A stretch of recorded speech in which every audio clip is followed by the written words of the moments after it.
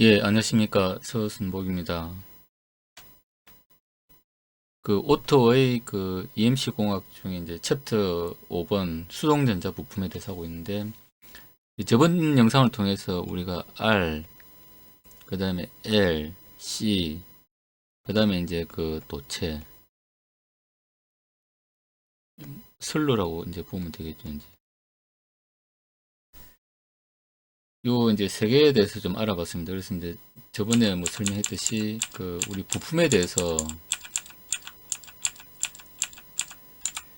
이 볼 때 이제 어떤 그 이제 요 도체, 그 다음에 이제 저항, 그 다음에 이제 인덕터, 콘덴서. 이제 이런 어떤, 원래 이제 그 저주파일 때는 원래의 어떤 고유의 특성을 이제 이렇게 나타내지만은, 이제 고주파로 가면은 어떤 분포 용량 때문에 용량으로 해가지고 이제 고주파에 대한 어떤 그 특성이 늘어난다. 그래서 이제 말씀드렸지만은, 우리가 이제 임피던스라는 거는 이제 이 어떤 이제 DC 성분과 그다음에 AC 성분에 대한 걸 다 이제 이렇게 포함하는데, 그게 이제 어떤 실수부의 R 성분과 그다음에 흡수부의 이제 그 리액턴스, 인덕트에 의한 리액턴스, 이제 콘덴서에 대한 리액턴스인데, 이제 요 리액턴스 부분이 이제 주파수에 따라서 이제 그 달라짐으로써 이제 저주파 특성과 고주파 특성이 서로 이제 다르게 나타난다 하는 걸 이제 좀 이제 얘기를 했습니다. 그래서 오늘 이제 그 하려고 하는 거는 이제 뭐냐면은 그 어찌 보면 이제 이 도체의 이제 연장선상인데, 도체의 연장선상인데 이제 도체는 이제 우리는 V는 IR로 해가지고 이제 이 어떤 도체에 이제 이 전류가 흐르면은, 그다음 요 사이에 이제 숨어 있는 어떤 임피던스 저항성분에 해가지고 이제 뭐 전압 감쇄가 일어나고, 이제 요렇게 우리가 이제 그 설명을 할 수 있습니다. 할 수가 있는데, 이제 전송슬로는 이제 그런 식이 아니라는 거죠. 이제 일단 도체 같은 경우는, 도체는 일단 이 전류가 흐르면은 이제 이제 어떤 이제 저항 성분에 의해 가지고 이제 전압이 발생하는데, 이 전송슬로는 이렇게 이제 어떤 전류가 흘러가지고 이제 나타나는 그런 현상이 아니고, 우리가 이제 전자기파처럼 이제 이렇게 퍼져나가는 이제 이런 개념이죠. 이제. 그러니까 우리가 이제 어떤 이제 이 전자기파가 보면은 이제 뭐 예를 들어 가로축이 이제 이렇게 자기장이면은, 이제 세로축은 이제 뭐 전기장 뭐 이제 이런 식으로 해가지고 서로 이제 직각으로 해가지고 이제 어떤 공간을 이렇게 이제 퍼져나가는 이제 그런 어떤 이제 개념이자는 얘기죠. 이게 이제 전자기파. 그러니까 실제로 이제 전류가 흐르는 거하고, 요렇게 해가지고 도체에 이제 전류가 흐르는 거하고, 그 다음에 이제 그 전자기파가 이제 퍼져나가는 어떤 그 메커니즘은 이제 서로 좀 이제 다르다는 겁니다. 그래서 이제 전성술로에서 얘기하는 건 뭐냐면은,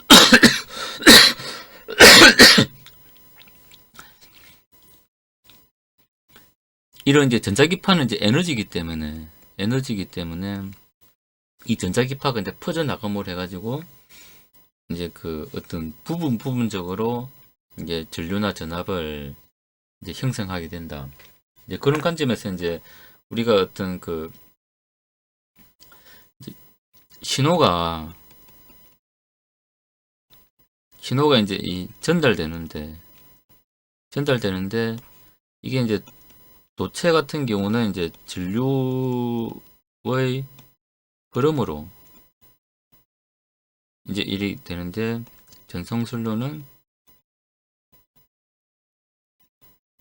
이제 전자기파, 이제 퍼져나가는 나가는 이제 이 길이다. 이제 이렇게 이제 보는 겁니다. 그러니까 이제 약간 그 관점을 이제 달리 하는 거죠. 그러니까 도체는 이제 이 전류가 흘러가지고 이제 V는 IR로 이제 이렇게 해가지고 이제 어떤 뭐 장이 형성되고 전압이 형성되고 이렇게 하는데, 전송슬로는 이제 그런 이제 이 V는 IR이라는 단순한 개념이 아니라는 거죠. 이제 그래서 뭔가 어떤 이제 이제 그래서 뭐 이제 어떤 특성 임피던스를 이제 정의를 하고, 그렇게 해가지고 이제 어떤 이제 기하학적인 이제 구조적인 어떤 이런, 그러니까 이게 전자파가 퍼져나가는 이제 이런 거니까, 내가 퍼져나가는 이제 그런 게 이제 그냥 이제 어떤 아무것도 없는 공간이냐, 그 다음에 이제 이런 이제 동축 케이블에서 이제 이렇게 이제 퍼져나가냐, 아니면 마이크로 스트립으로 해가지고 이제 이런 식으로 이제 전기장을 주고받아서 퍼져나가냐, 아니면 이제 스트립을 해가지고 이제 뭐 이제 이런 식으로 이제 퍼져나가냐, 뭐 이제 이런 거에 따라서 이제 조금씩 이제 다르다. 근데 요 요게 이제 사실은 이제 보면은 이제 요게 이제 이제 신호선이고, 요게 이제 리턴 라인이고, 뭐 이제 이렇게 뭐 보면은 좀 이제 될 것 같습니다. 그래서 이제 이 전송철로라는 건 여기서 이제 설명하는 거는 이제 좀 이제 그런 얘기입니다. 그러니까 이게 일반적으로 우리가 그냥 흔히 얘기하는 도체에서 이제 전류를 이제 전압이 만들어지면은 전류가 흐르고, 그 다음에 전류가 유도되면 전압이 생기고, 이제 이런 어떤 V에는 IR에 의해서 이제 이렇게 신호가 전달되는 게 아니고, 이제 이런 우리 이제 전자기파의 어떤 원리로서 이제 신호가 이제 전달된다. 그래서 어떤 전송슬로라는 개념은 그런 이제 에너지를 가진 이제 전자기파가 이제 흘러가는 그런 이제 길을 이제 의미한다. 그러니까 이제 길인데, 이제 전자기파가 이제 흘러나가기 얼마나 좋으냐 하는 걸 나타내는 게 이제 이 특성 임피던스로 이제 정의를 한다는 거죠. 그러니까 이제 이 동축 케이블로 형성되는 어떤 이제 전자기파 통과할 수 있는 그런 이제 통로도 있을 거고, 우리 이제 요거는 PCB죠, PCB. PCB처럼 이제 이제 마이크로 스트립이나 스트립 라인으로 또 할 수도 있을 거고, 그 다음에 이제 요거는 이제 평행 도선인데, 평행 도선으로도 이렇게 이제 구성할 수 있을 거고, 요거는 그냥 이제 이제 뭐 도파간이라고, 이제 도파간처럼 이제 이렇게 이제 또 할 수 있는 그런 여러 가지 이제 기하학적인 형태에 따라서 이제 전자기파가 이제 얼마나 이제 잘 가냐 못 가냐, 이제 그런 걸 정의하는 게 이제 이 특성 임피던스로 나타내진다. 이제 요 얘기를 이제 하고 있는 겁니다. 그래서 이제 우리가 일반적인 이제 신호가 이제 이렇게 전기 신호가 흘러가는 거는 이제 저주파일 때는 이제 보면은 이제 도체로 우리가 이제 이해를 할 수가 있고, 그 다음에 이제 이 고주파로 넘어가면은 이제 어떤 전송슬로의 개념으로 전자기파가 이제 전달되는 그런 개념으로 우리가 이제 이해를 할 수가 있다. 그러면 도체와 그러면 이제 전송슬로는 어떻게 구분하냐 하는데, 여기 보면 이제 여기 나와 있습니다. 그러니까 일반적인 신호 파장의 도체의 길이가 신호 파장의 10분의 1보다 긴 경우에는 이제 전송슬로로 취급한다.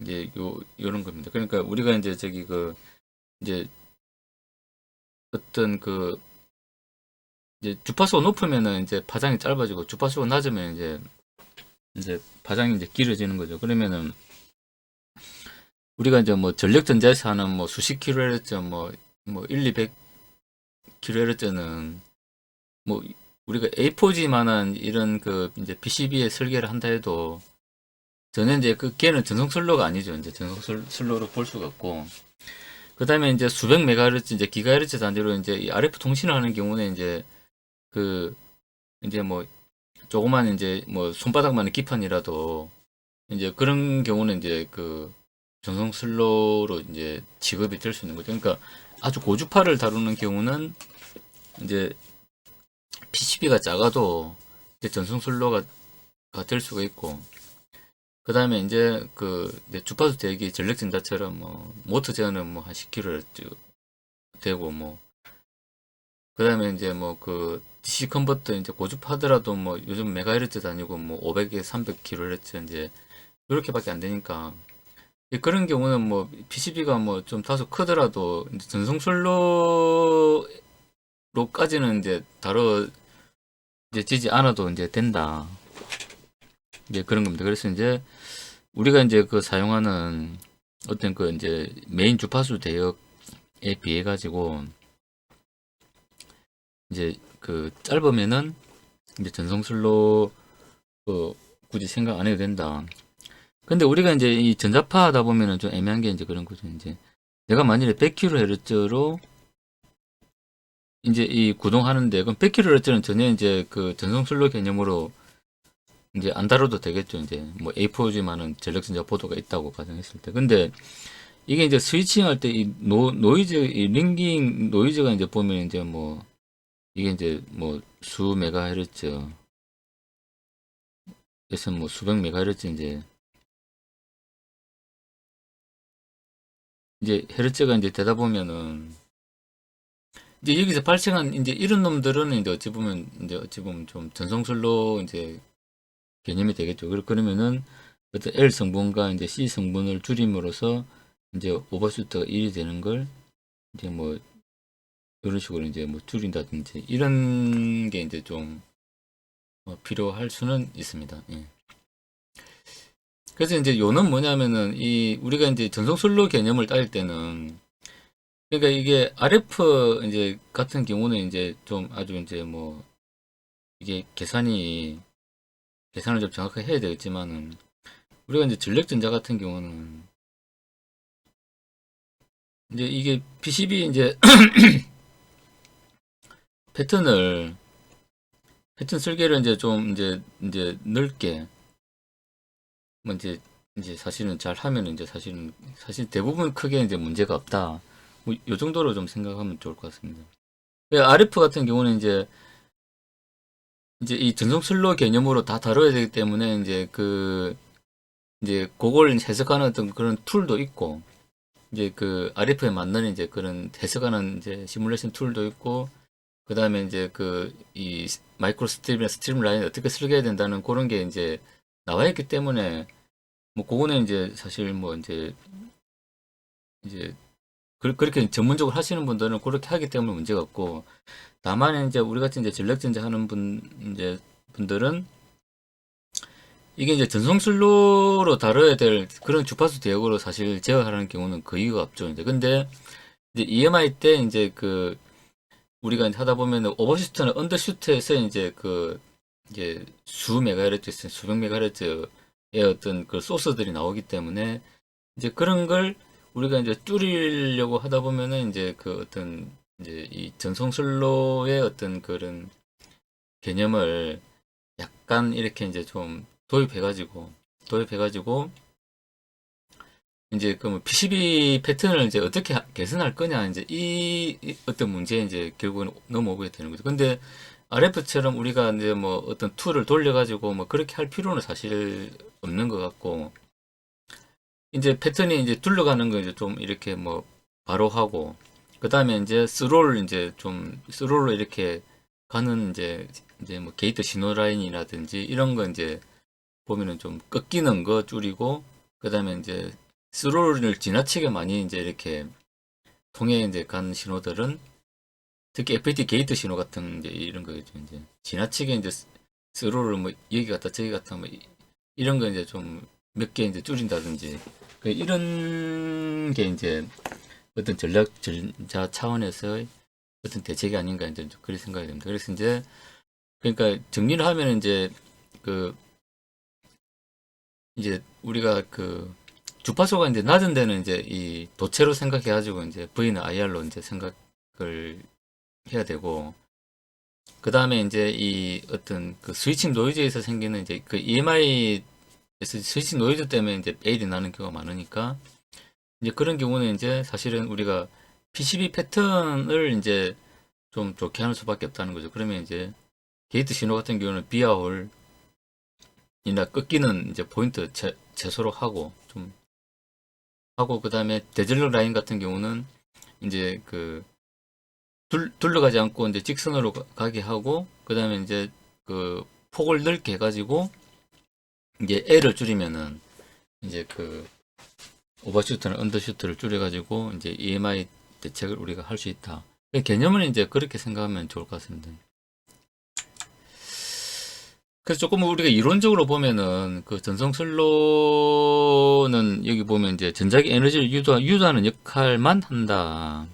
그러니까 우리가 이 얘기는 뭐냐면 V는 IR로 이렇게 이제 우리가 저기 해석할 수 있는 어떤 그런 건 아니다. 이제 요걸 얘기하는 거고. 그 다음에 전자기 에너지는 이제 유전체를 통해서 이제 전달된다. 그래서 이제 그 보면은 이제 여기에 보면 이제 그 전송 속도가 이제 요게 이제 어떤 그 뭐 유전율 같은 이제 그 그런 개념이고,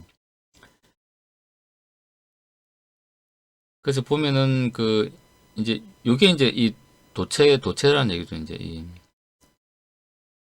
그 기한 경로는 우리가 보통 이제 뭐 이 그라운드 플랜이나 그다음에 이제 면적으로 넓은 이제 파워 플랜으로 이제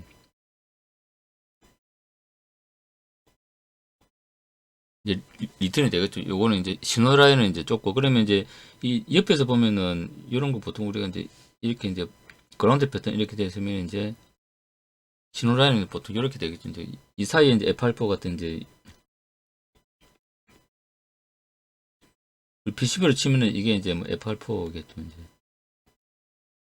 이제 유전체고 이제 보통 요렇게 되고, 그 다음에 이제 여기서 이제 전기장이 요렇게 이제 전기장이나 자기장이 요렇게 이제 형성돼 가지고 이제 신호가 서로 이제 그 이제 전자기파를 이제 그 신호란 이렇게 되고 리턴은 이제 이렇게 되고 이제 이렇게 주고 리턴 이렇게 되고 이제 이런 개념이라는 얘기죠. 근데 이걸 우리가 이제 부분적으로 해석을 하면은 요 신호에는 이제 R 성분과 인덕턴스 성분이 있고, 그 다음에 요 이제 유전체,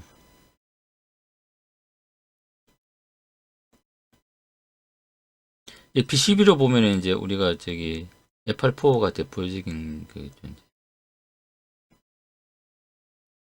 그래서 F8는 보면 이제 어떤 그 우리 이제 유전 상수를 이제 달라 그러면은 보통 이제 그 이제 PCB 업체에서 이제 제공을 합니다. 그러면 이제 근데 RF하는 이런 쪽은 이제 이 유전 상수가 엄청 중요하기 때문에 이제 그 정보를 이제 받아서 이제 하는 걸로 알고 있고, 그다음에 옛날에 이제 그 저희도 이제 그 뭐 CCFL 이제 LCD 백라이트 할 때도 이제 그 2차 측에 이제 1000V 정도 되는 이제 그쪽에 이제 그 전압이 얼마나 이제 출력으로 나가는지를 이제 알기 위해서 이제 그 고압 캡을 이제 썼는데, 걔를 줄이기 위해서 이제 F8에 어떤 유전 이제 상수하고 그다음에 이제 그 PCB 이제 그 구리 이제 면적을 이용해 가지고 거기 이제 캡 용량을 우리가 이제 그 고압 캡이 비싸니까 걔 삭제하고 이제 PCB 패턴을 이용해 가지고 이제 캡을 만든 거죠. 이제 그렇게 해 가지고 이제 전압을 이제 측정을 했었는데, 그때 이제 캡 용량을 정확히 계산하려고 그러면은 이제 그 이제 PCB 업체로부터 이제 그 F8에 대한 유전 상수를 받아가지고 이제 캡을 계산해 가지고 이제 그 했던 그런 이제 경험이 있습니다. 그래서 이제 요는 이제 라인에 보면은 이제 요 R과 L이 있고, 그 다음에 이제 요 유전체 F8에 형성되는 게 이제 요 컨덕턴 그 교류에 대한 거죠. 이제 요 컨덕턴스, 그러니까 G는 이제 컨덕턴스라 해가지고 이제 R의 역수죠. R의 역수. 그 다음에 이제 캐패시터를 해가지고 이제 유전체에 대한 정보가 있다. 요거는 이제 도체에 대한 정보고, 요거는 이제 유전체.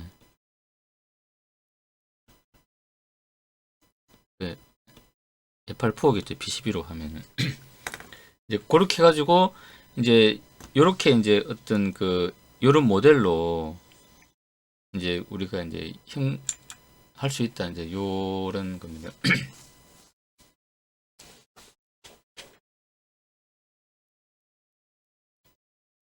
그래서 이제 보통 보면 이제 그 전송슬로가 이제 그 될 때는 이제 요 보면은 그 TEM 모드라고 트랜시버 일렉트로 마그네틱 모드 이제 그 어떤 이제 아까도 얘기했지만 전자기파는 이제 그 뭐 자기장이 이렇게 되면은 전기장은 수직으로 이제 이렇게 이제 형성돼 가지고 이제 서로 이제 진동하면서 이제 이렇게 전파해 간다.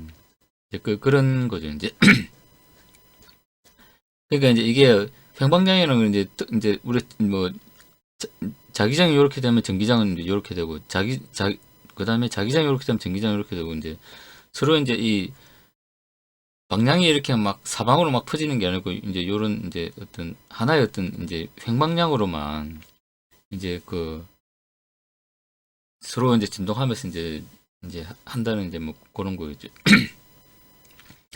그 다음에 이제 여기서 이제 좀 중요한 거는 우리가 이제 보면은 이제 전송 슬로가 이제 이런 특성을 가지고 있다 보니까 우리가 이제 정기적으로 이제 그 챙겨야 될 파라미터가 이제 특성 임피던스하고 그다음 전파 상수하고 그다음 고주파 손실 요 세 가지인데 요 중에 제일 중요한 건 이제 특성 임피던스겠죠 이제.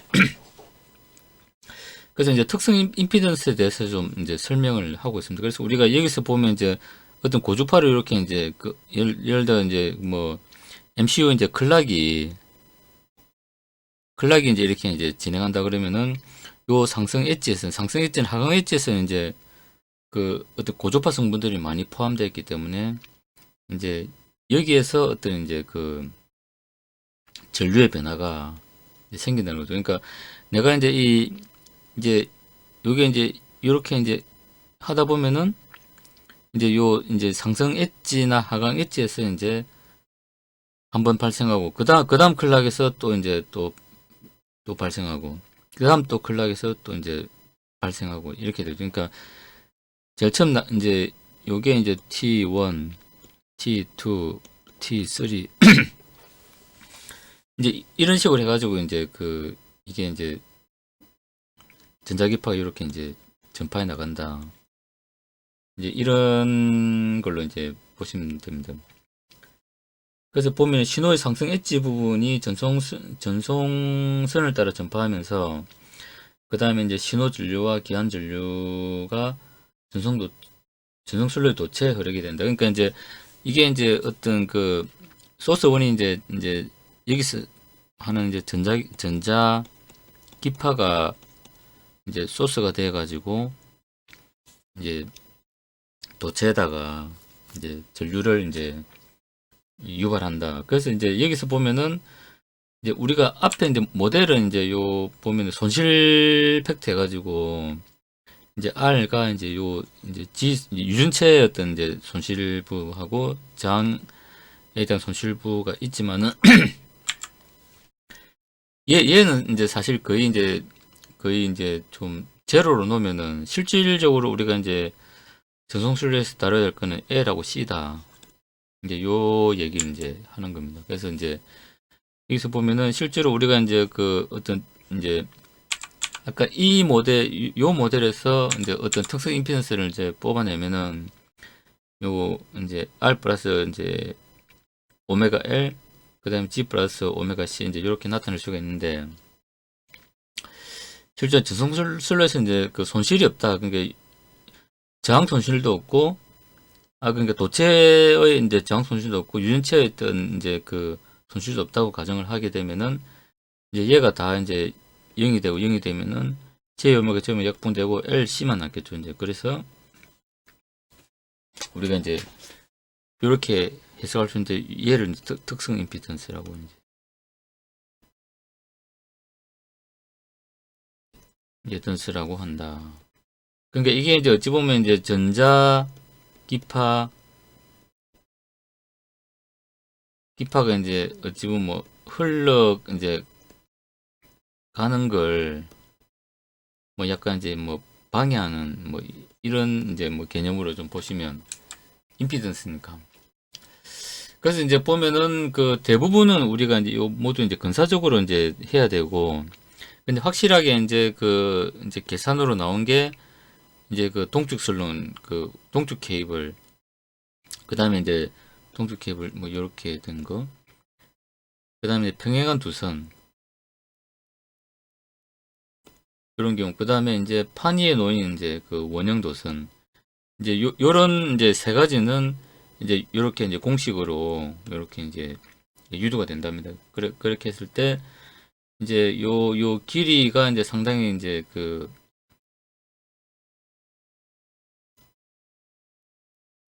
이제 크거나, 그 다음에 요 이제 h가 이제 이리 큰 경우는 이제 요런 식으로 이제 얘를 요런 식으로 이제 근사화할 수 있다. 는 거고, 그 다음에 이제 실제로 여기 보면 이제 우리가 특성 임피던스 대부분은 이제 250에서 500옴 사이로 이제 된답니다. 되는데 가장 흔한 범위는 이제 50옴에서 이제 150옴 정도로 형성된다. 요거는 이제 실무적으로 좀 이제 이 정도구나 라고 이제 알고 있으면 좀 좋을 것 같습니다. 그 다음에 요게 이제 그 이제 어찌 보면 가장 중요한 이제 특성 임피던스 개념이고, 그 특성 임피던스는 우리가 이제 손실이 없다고 가정했을 때, 손실 가정했을 때는 이렇게 된다. 그래서 이제 이런 식으로 이제 전파를 하는 개념이다. 이런 식으로. 그래. 뭐 이제 이렇게 이제 우리가 이해를 하면 이제 좀 좋을 것 같습니다. 그 다음에 이제 이 전파 상수라는 개념이 있는데, 이제 전파 상수는 이 보면은 어떤 감세와 그 다음에 이제 위상 지연을 이제 설명하는 거라고 합니다. 그래서 이제 실수분은 감세 상수고, 그 다음에 흡수분은 위상 이제 지연에 대한 부분인데, 보통 이제 우리가 그 이제 요 R하고 G는 보통 0으로 넣기 때문에 얘는 이제 실수분은 0이고, 그 다음에 이제 그 위상 지연 부분은 오메가의 루트 LC로 이제 이렇게 나타내진다. 그러니까 이제 우리가 전송슬로를 따질 때 이제 보통 대부분 이제 이 특성 임피던스 얘기는 좀 들어봤는데, 그 전파 상수나 그다음에 이제 고주파 손실은 우리가 이제 좀 잘 아마 들어본 분이 그렇게 많지는 않을 겁니다. 그래서 일단 이런 이제 전파 상수라는 어떤 파라미터도 있고, 그다음에 이제 고주파 손실이라는 이런 파라미터도 있다 하는 겁니다.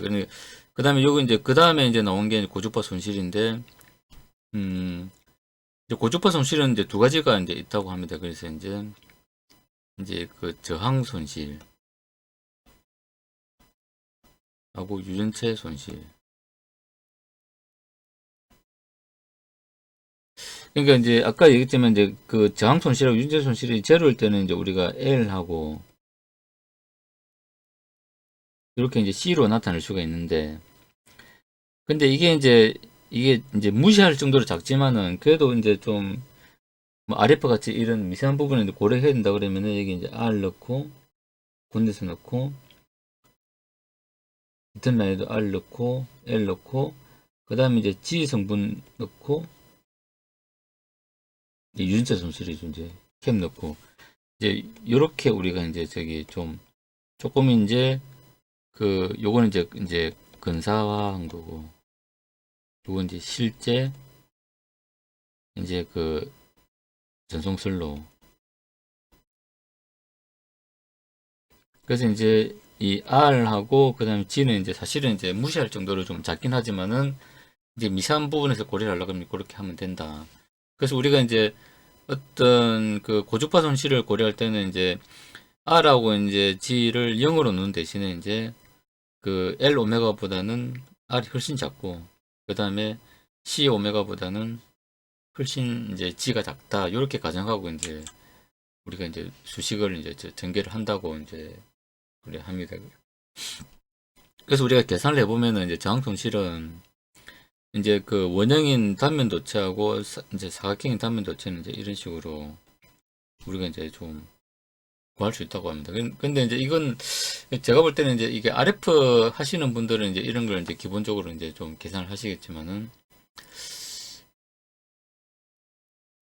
이게 우리가 이제 이 그 어떤 이제 전력전자하고 이제 그다음에 이제 뭐 DSP나 이렇게 마이컴을 이제 다루는 수준에서는 이제 이렇게까지 이제 뭐 할 경우는 사실 이제 뭐 경험적으로도 없었고 뭐 거의 없지 않을까 좀 그런 생각을 합니다. 근데 이제 우리가 이제 이런 어떤 전송 슬로우 개념이 있다는 거고 그 중에 이제 특성 임피던스는 이제 있다는 걸 잘 알고 있지만은 어떤 고주파 이제 전파 상수와 고주파 손실이라는 파라미터도 있는데 우리가 특히 이제 그 고성능 MCU를 쓸 때는 이제 클락 이제 이 뭐 수백 메가헤르츠로 놓고 이제 걔를 이제 또 뭐 수십 메가헤르츠 해가지고 이제 또 뭐 이제 클락으로 이제 이렇게 쓰는데 그때 이제 라인이 이제 특히 이제 뭐 우리가 메모리하고 이제 버스 통신하거나 뭐 ISP 통신 이런 거 할 때는 그 고주파라기 때문에 서로 이제 그 통신 거리도 상당히 짧아야 되고 그 다음에 그 통신들 어떤 신호들 간의 임피던스도 좀 이제 잘 맞춰줘야 되겠죠 이제 그래서 그런 측면에서 이제 좀 이런 이제 그 특성 임피던스 개념은 좀 중요한 게 아닌가. 그러니까 CPU하고 그다음에 메모리하고 이렇게 이제 통신할 때 이제 이 이제 요 Z 이제 특성 임피던스 개념이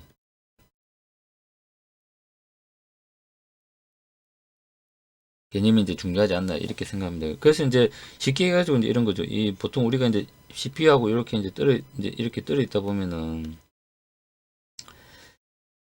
이제 뭐 이렇게 해가지고 이제 뭐 이렇게 이제 이런 라인 집어넣고 막 이렇게 해가지고 이제 이제 뱀꼬리 모양으로 이렇게 해가지고 이제 그래서 보통 보면 우리가 이제 요 이제 길이가 다를 때 CPU하고 이제 뭐 메모리라고 치면은 서로 이제 이 라인 간의 길이가 다를 때 길이를 이제 저기 맞춰주는 어떤 개념으로 이제 해가지고 요런 이제 그 이런 패턴을 이렇게 이제 쓰고 있는데 근데 이제 이 보면 또 이런 걸 이제 좀 이제 약간 좀 무시하는 이제 소홀히 하는 이제 그런 이제 좀 패턴을 가끔씩 볼 수가 있습니다. 그래서 이제 우리가 어떤 이제 고속 통신이나 이제 우리가 뭐 이제 DDR 뭐 이 메모리하고 이제 고속으로 이제 그 데이터를 주고받는 라인이나 그 다음에 이제 ISP 같이 이제 그 고속 통신 같은 경우는 그 CPU하고 이제 통신하는 이제 이런 경우는 이제 이런 이제 그 이런 건 이제 전송 슬로우를 인식해가지고 이제 임피던스를 이제 그 데이터 라인은 데이터 라인끼리 그 다음에 어드레스 라인끼리 이렇게 이제 임피던스를 맞추기 위해서 이제 이런 그 이제 그 지렁이 모양 패턴을 이제 넣어줘야 된다. 이렇게 우리가 이제 인지를 하고 이제 PCB 패턴을 이제 설계를 하고 보는 게 이제 중요하지 않나 좀 그렇게 생각을 합니다. 그래서 일단 이제 우리가 그 이제 고주파는 이제 RF 통신 같은 경우는 이제 전문적으로 하니까 그건 빼고 우리 이제 전력전자 제어 관점에서 보면은 이제 요거 요 뱅꼬리 모양 패턴 이게 이제 어떤 그 이제 고주파 클락에 대해서 이제 어떤 전송 슬로우로 이제 보는 거고 그런 이제 특성 임피던스를 우리가 이제 그 라인 종류별로 서로 맞춰주기 위해서 이제 이런 그 지렁이 모양 패턴을 해야 된다 하는 걸 우리가 이제 인식을 하면 보통 이제 이 PCB 아트 툴에도 이제 보통 이제 요걸 이제 생성해주는 이제 뭐 자동 기능이 있으니까 예, 이런 건 잘 활용을 좀 예, 해야 될 것 같습니다. 그래서 이제 고주파 이제 손실에 이제 저항 손실이 있고 그 저항 손실은 이제 우리가 이제 뭐 이렇게 이제 필요하면은 이렇게 이제 계산을 할 수가 있다.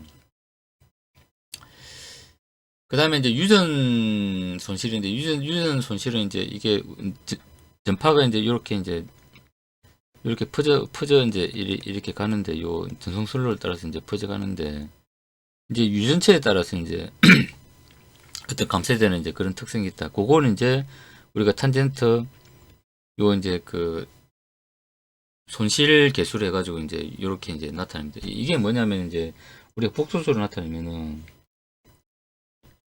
그러니까 콘덴서도 보면 이제 리드에 L 성분이 있고 그 다음에 콘덴서 성분이 있고 그 다음에 이제 그 이제 방전 자연 방전하는 이제 R 성분이 이제 그러니까 이 ESL이 있고 ESR이 있고 이런데 그 우리가 이제 캡 성분은 이제 상당히 이제 작죠. 이제 보통 이렇게 그 2형에 이제 가깝다고 보는데 그 다음에 이제 L 성분도 상당히 이제 작습니다. 근데 C 성분은 엄청 커져 이제. 그래서 보통 이제 우리가 보면은 이제 그 얘가 이제 저기 ESL과 ESL과 ESR이 제로면 이제 요것만 형성되겠죠. 근데 이제 ESL도 나타나고 ESR도 나타나면 이제 그때는 이제 이런 식으로 해가지고 이제 그 이제 좀 손실이 커질 수 있다. 그래서 이제 요걸 이제 탄젠트로 이제 계산한 게 이제 요게 이제 손실 개수다.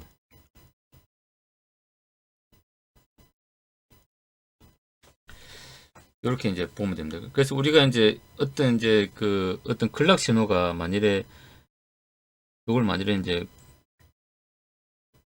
클락 신호라고 하면은 이제 요 어떤 손실, 그러니까 이제 저항 손실과 유전체 손실에 해가지고 원래 이제 로스가 없으면 이제 이렇게 가는데 로스가 생기면 이제 요렇게 간다는 거죠. 로스 라인. 얘가 이제 요렇게 이제 그 신호가 실제로는 이제 전파가 된다는 거죠. 그래서 사실 이제 이게 상승 시간이나 이제 어떤 요런 게 감쇄가 되면은 이제 아무래도 이제 이게 근락도 이제 정확하게 안 맞아질 거고 이제 그런 부분이 이제 있다는 거죠. 우리 보면은 이제 그 특히 스코프로 이제 고주파 신호 같은 경우는 우리 그 요 이제 I 패턴 해가지고 이제 어떤 이제 신호의 어떤 그 이제 건전지를 보는데 요 I 패턴이라고 하죠. 근데 이제 요렇게 이제 딱 요렇게 딱 이제 범위 안에 딱 들어오면 이제 다행인데 이게 이제 요게 지연이 되면은 이제 이런 식으로 되겠죠. 뭐 이렇게 이게 이제 이렇게 이제 I 패턴을 딱 그리면은 이제 좋은데 이제 요 그 어떤 전송술로 그러니까 이제 에 의해 가지고 이제 저항 손실이나 이제 유전 손실이 이제 커져 가지고 요게 이제 클럭이 지연이 된다 그러면은 이제 이런 식으로 이제 나타나면은 이제 이게 그 우리가 이제 어떤 디지털 통신 하는 데 있어 가지고 이제 이 클럭을 정확하게 이제 0과 이게 0과 1을 정확하게 이제 판단을 못 하고 이제 클럭을 이제 뭐 놓치거나 이러면 또 이제 뭐 다시 보내라 뭐 또 이제 잘 안 되면은 다시 보내라 이러면 이제 계속 이제 어떤 그 제어나 이제 통신하는데 계속 뭐 못 받아도 다시 못 받아 다시 보내 이러면 이제 시간 지연도 생기고 이제 좀 제어도 잘 안 되고 이제 그러겠죠 이제. 그래서 이제 뭐 이제 요게 결국에 이제 이런 그 이제 I 패턴이 나빠지는 그런데 이제 영향을 우리가 줄 수 있다. 뭐 이렇게 이제 볼 수 있는 거죠. 그러면 우리가 이제 어떤 전력승자 제어를 할 때 이제 보면은 어떤 DSP에서 이제 생긴 어떤 그 클락 이런 부분은 이제 뭔가 좀 우리가 전송 슬로우로 이해를 해가지고 이제 좀 할 필요가 있다. 그래서 이제 그런 개념이죠. 이제 예. 그 전송술로로 이제 우리가 이제 이해를 이렇게 하면은 이제 그러니까 이게 이제 그러니까 쉽게 해가지고 이제 CPU하고 이제 메모리 사이에 이제 요런 그 지름이 패턴을 이제 넣어라 이거죠. 그 특성 임피던스를 서로 이제 같은 신호들끼리 이제 딱 이제 맞춰라. 그냥 대충 이렇게 막 스만 뜨로록 이제 연결하면은 이제 문제가 될 수 있다 하는 거죠.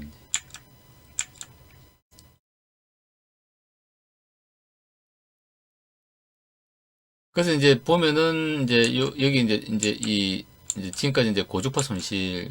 그래서 아까 얘기한 게 이제 특성 임피던스, 이제 그 전속 솔로에 세 가지 파라미터가 있는데 특성 임피던스하고 그 다음에 이제 전파 상수가 있고 그 다음에 고주파 손실이 있다. 고주파 손실에 의해서는 이제 어떤 이제 근력이 이제 이 상시간 이제 지연되고 그 다음에 감쇄가 날 수 있다. 그래서 이제 이 I 패턴이 좀 나빠질 수 있다 하는 거죠. 근데 이제 우리가 이제 전송슬로의 어떤 관계에 있어가지고 이제 중요한 게 이거죠. 이제 슬로에 포함된 이제 L하고 그 다음에 C하고 그 다음에 이제 요 이제 유전 상수, 요게 이제 사실은 이제 중요하다. 그것들에 해가지고 전파 속도도 결정되고 그 다음에 이제 거기서 이제 그 PCB라고 치면은 라인은 이제 L 성분과 C 성분을 알 수가 있다.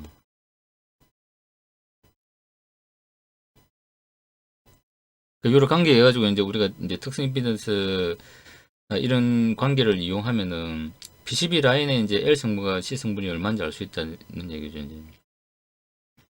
그래서 이제 여기 이제 그 설명을 하고 있습니다. 특성 임피던스와 유전체가 같은 모든 전송슬로 사이즈의 구조에 상관없이 다르기랑 인덱스 커피시턴스로 같다. 그러니까 만일에 이제 유전상수가 이제 4인 PCB다.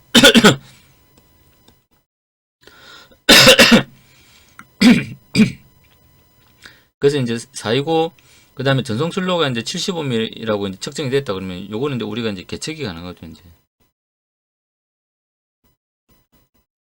그 인피니트 측정기가 뭐 네트워크 어널라이저나 이런 거 가지고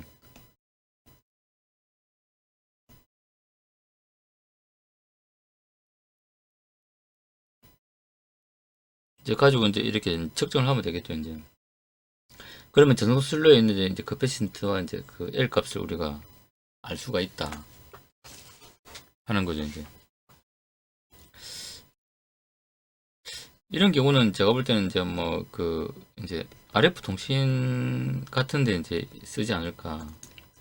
그러니까 이제 그렇고 그 다음에 이제 최종 고려 사항은 이제 요런데 일단 뭐 이제 좀 이제 제가 생각할 때는 일단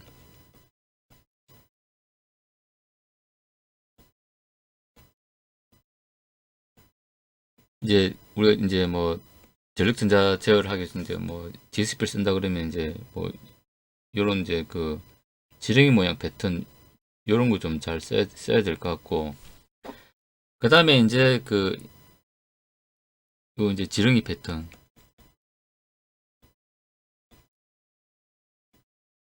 패턴을 이제 잘 쓰면 될 것 같고 이제 두 번째는 이제 비하 최소화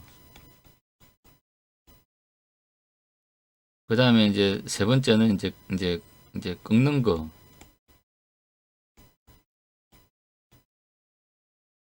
그래서 이제 이 꺾는 것도 중요한데 꺾는 거는 이제 꺾으려 그러면 기본적으로 이제 45도 이제 요거 이제 45도 5도 꺾기 요거 이제 피해야 되는 거. 그냥 뭐 대충 할 때 그냥 뭐 그냥 이 직각으로 이렇게 이제 뭐 그러니까 이제 옛날에 이제 할 때는 이 45도 이제 꺾는 걸 하고 쓰면은 이건 이제 저기 뭐 속된 말로 그냥 번진다. 뭐 그냥 시간 노는데 그냥 이렇게 하면 안 되냐 이제 뭐 이렇게 하는 고참들이 있었는데 이런 거 절대 안 됩니다.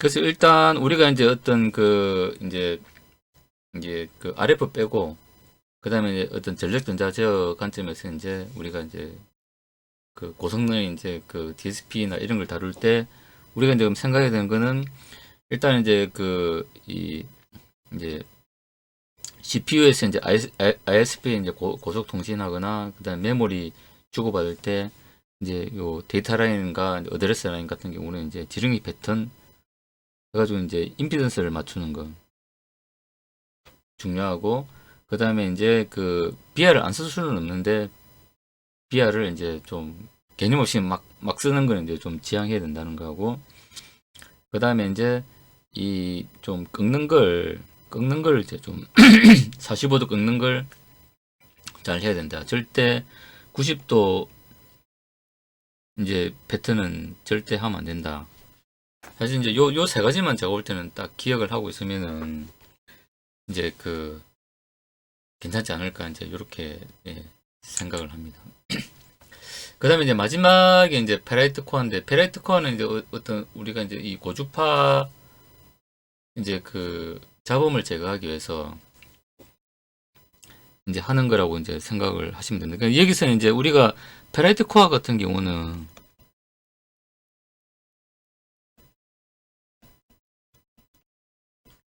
이게 이제 전력 전자용으로 이제 쓸 수가 있고 그 다음에 이제 잡음 제거용으로 이제 전자파 대책이겠죠 이제. 그래서 지금 이제 여기서 하는 얘기는 이제 요걸 얘기하는 거지. 요 이제 이 어떤 우리가 이제 뭐 이제 변압기 설계나 이제 요 얘기를 이제 지금 이제 이 챕터에서는 하는 건 아닙니다. 그러니까 이게 이제 순수하게 이제 잡음 제거를 하기 위해서 그 페라이트 코어를 이제 쓰려면 어떻게 써야 되냐 이제 요 얘기를 이제 하는 겁니다. 그러니까 이 우리가 이제 그 전력전자 제어를 하기 위해서 이제 플라이백 뭐 이제 트랜스포머를 설계하거나 뭐 이럴 때 이제 그 하는 어떤 그런 개념은 여기서는 전혀 이제 내용이 없습니다. 그러니까 순수하게 전자파 잡음을 제거하기 위해서 우리가 페라이트 코어를 어떻게 쓰는지에 대해서만 관심을 갖고 이제 요걸 보시면 예 이제 될 것 같습니다.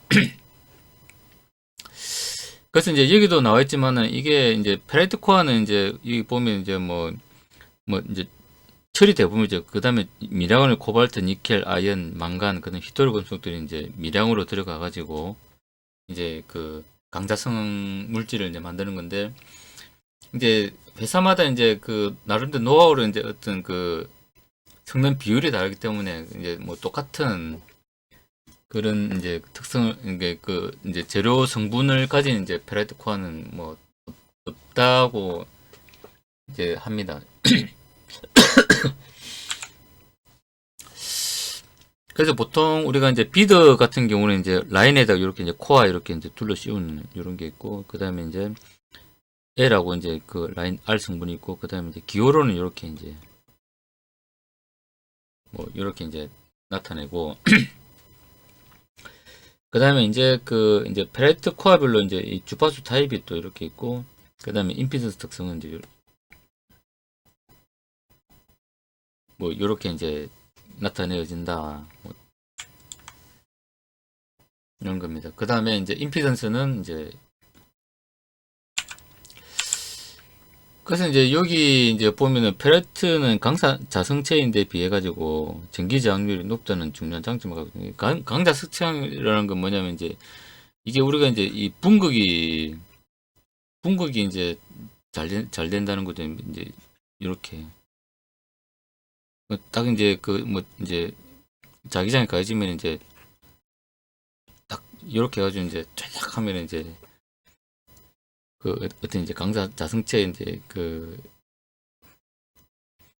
근데 이런 분극이 잘 되면 이제 전기 저항률이 이제 그러니까 전기를 잘 통할 것 같은데 이제 그 반대라는 이제 그런 이제 의미겠죠. 분극은 잘 되는데 전기는 잘 안 통한다 이제. 그래서 이제 우리가 이 어떤 잡음 제거에 좀 효과가 있다. 는 거고 그 다음에 이제 요거 타입은 이제 요 타입은 보면 이제 이 재료적인 이제 뭐 특성으로 이제 보면 될 겁니다. 그러면 이게 뭐 망간 계열이냐, 뭐 그다음 니켈 계열이냐, 뭐 이제 이런 거에 따라서 이제 망간은 약간 저주파고, 그다음에 이제 니켈은 약간 고주파고, 뭐 이제 그런 이제 어떤 재료를 이제 재료적인 특성에 따라서 이제 고주파용이나 저주파용이나 이제 뭐 이런 이제 좀 특성이 있다 이렇게 보시면 예, 될 것 같습니다.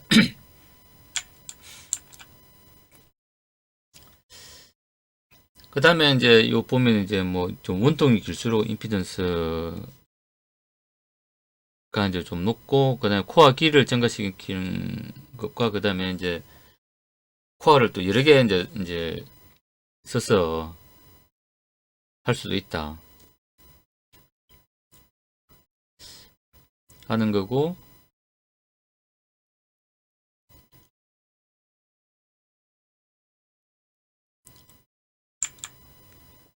그렇습니다. 그 다음에 이제 이 페라이트 비아 이제 비드 사용할 때 우리가 뭐 해를 보면 이제 이 고주파 이제 하는 게 있다 그러면 여기다가 이제 비드 추가해가지고 할 수도 있고, 그냥 비드 효과는 이제 이렇다는 거죠. 이제 비드가 없으면 이제 요런 이제 그 이 고주파 링깅이 많은데 비드를 넣으면은 이제 깔끔하게 들어간다. 뭐 이런 거고.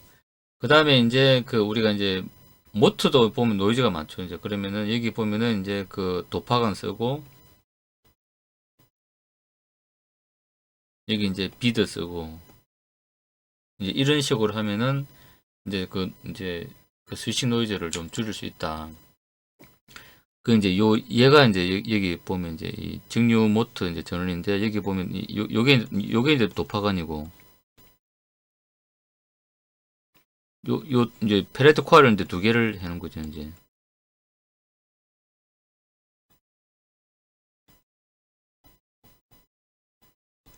코어를 해놓은 거고, 그 다음에 이제 이 전류 바이어스에 따라서 이제 이게 저기 이제 전류가 높으면 임피던스가 좀 커지고, 전류가 높으면 이제 임피던스가 이제 좀 커지고, 전류가 작으면 이제 전류가 많으면은 임피던스가 낮아지고, 전류가 작으면은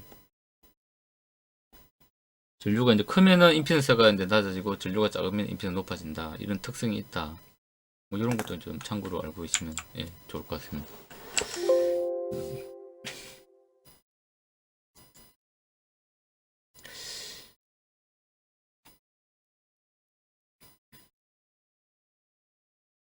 그래서 이제 이 그 전송 슬로와 관련해 가지고는 우리가 이제 좀 이 정리를 하면은, 이제 아까 이제 좀 이 전송 슬로로 하면은 이게 우리가 외울 공식도 엄청 많고 하기 때문에 사실은 어렵습니다. 그러니까 우리가 이제 그 뭐 이 RF 통신을 할 게 아니면은 이제 제가 볼 때는 이제 요 정도만 알고 있으면 좀 좋을 것 같습니다. 그러니까 이제 우리가 이제 그 결국에는 이제 이 CPU 이제 클락이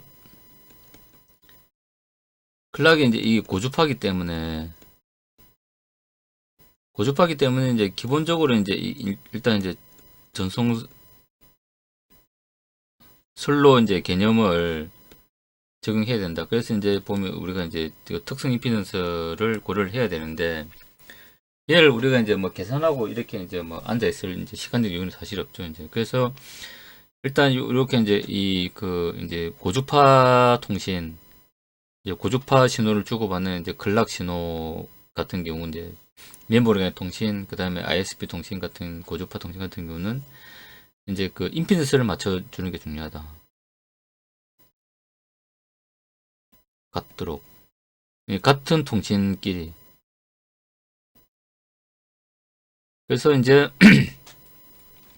그때 이제 그 우리 아트웍 보면 이제 이제 그 길이를 갖게 하거나 이제 그런 임피던스를 계산하는 그런 툴이 있으니까 거기에 맞춰 가지고 이제 그 지렁이 패턴을 이제 넣는 게 중요하고, 그 다음에 우리가 이제 그 고주파 신호 같은 경우는 이제 비하를 최소화해야 된다. 그 다음에 이제 꺾는 포인트도 최소화하고, 꺾을 때는 분명히 45도 꺾기를 해야 된다. 절대 90도 꺾기를 하게 되면은 안 된다. 제가 볼 때는 이제 요 세 가지만 딱 이제 기억을 하고 있으면은 이제 그 우리가 이제 이 고주파 클럭에 대한 어떤 전송 슬로우 개념은 크게 이제 좀 문제가 없지 않을까 그렇게 좀 생각을 합니다. 그래서 전송 슬로우와 관련해서는 요 세 가지만 좀 기억을 하면 좋을 것 같습니다. 그 다음에 우리가 이제 패레트 코어 이제 같은 경우 이제 요거 이제 우리가 이제 그 저기 보면 설계할 때 이제 요 보면 비드 효과 요거 이제 중요하고 비드를 왜 넣어야 되냐. 그 다음에 요거 이제 이 그림은 이제 우리가 좀 이해를 하고 있어야 될 것 같고 그 다음에 이제 요 그림 특히 이제 모터 제어나 이제 이 스위칭 노이즈가 이제 많은 경우는 이런 이제 그 전 라인의 비드를 적절하게 이제 이렇게 쓸 필요가 있다. 그래서 우리가 이제 비드를 쓸 때 보면은 이제 이것도 좀 이제 좀 생각할 필요가 있는데 이제 요렇게 이제 이제 긴 원통형을 이제 이렇게 쓰면 효과가 이제 크다고 아까 이제 좀 되어 있습니다. 와이어 이렇게 연결해 가지고. 근데 이제 보통 보면 이제 우리가 전자파 이제 시험하러 가다 보면 이런 거 기억 없죠. 이제 보통 이제 트로이드 코어라 이래 가지고 이런 게 대부분이죠. 이제 이런 경우는 이제 보통 여기다가 이제 그 한두 바퀴 이렇게 감아가지고 이렇게 뭐 이제 좀 이제 쓰는 경우가 있는데 이제 요런 경우는 이제 캡의 효과가 전혀 없지만 이렇게 하면 이제 이 권선 사이에 이제 캡 성분에 의해 가지고 이제 고주파로 가게 되면 이제 캡 성분이 또 임피던스를 또 이제 임피던스가 이제 좀 이제 높아야 되는데 이제 낮추는 그런 효과가 있으니까 이게 너무 많이 감는 건 좀 좋지 않을까. 이게 좀 이제 이 드로이드를 코어 쓸 때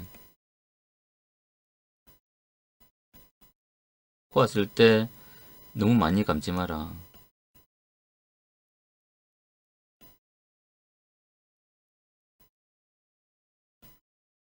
이것도 좀 이제 우리가 좀 필요한 것 같습니다. 그래서 이제 감으면은 이제 L 성분이 커져가지고 노이즈 다 L에 의해서 다 그냥 이제 공통모드 노이즈 다 죽겠지 이리 생각하는데 요 사이에 어떤 캡 성분에 의해 가지고 이제 또 효과가 반감될 수도 있다. 그러니까 뭐 한 번이나 두 번만 감는 게 좋다. 이제 요렇게 좀 정리를 할 수가 있는 것 같습니다. 그래서 이제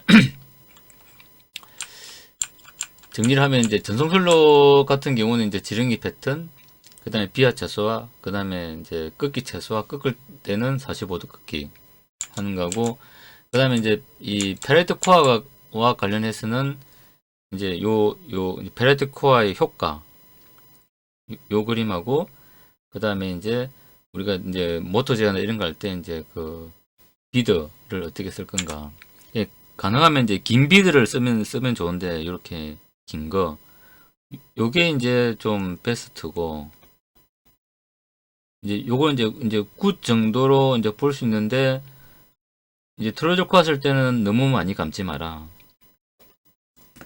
이제 요 정도만 우리가 이제 실무적으로 좀 기억을 하고 있으면은, 그 이제 전자파 대책에 좀 도움이 되지 않을까. 예, 이렇게 생각을 합니다. 그래서 이제 그 저번 영상과 이번 영상을 통해서 이제 그 수동 전자 부품에 대해서 좀 알아봤습니다. 그래서 좀 제가 볼 때는 우리가 이제 수동 전자 부품에 대해서는 제일 중요한 거는 이제 계속 말씀드리지만 이제 요 부분입니다. 요 부분이고 그 다음에 우리가 어떤 그 임피던스를 생각할 때 항상 이제 실수부와 복소수부의 두 개의 파라미터가 있다. 예, 실수부는 이제 우리가 흔히 아는 저항이고 그 다음에 복소수부는 이제 L에 의한 리액턴스, C에 의한 리액턴스의 서로 합이다. 그래서 이제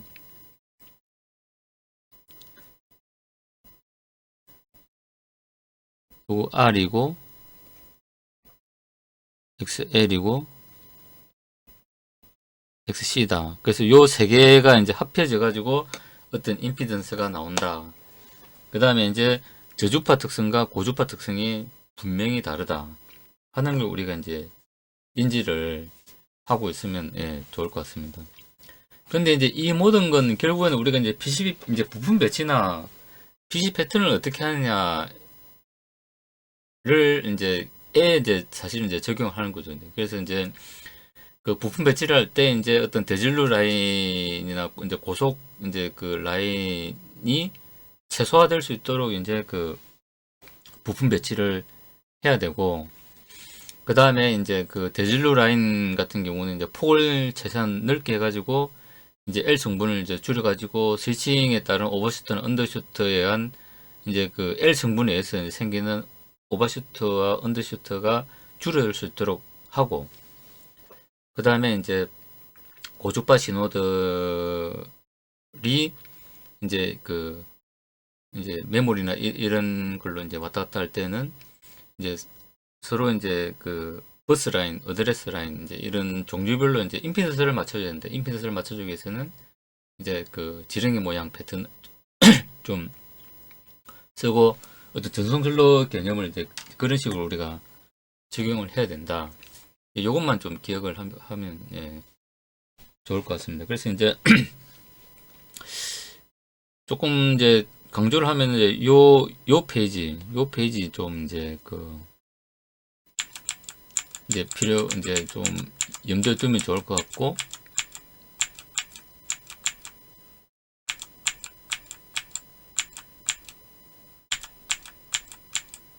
그 다음에 이제 요거 이제 중요하고, 그 다음에 이제 이 그림이 이제 좀